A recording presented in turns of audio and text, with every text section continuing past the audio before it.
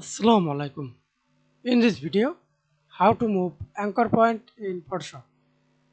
Let's begin. See this? Simply direct click.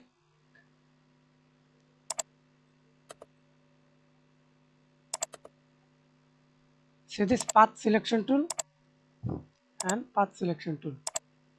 Use right click direct selection tool and click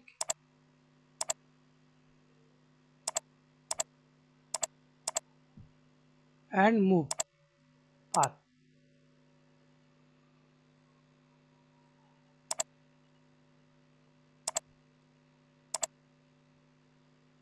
Or add anchor point, click and move. Click and move. That's it. Thanks for watching video. Please subscribe to my channel, like, comment, share.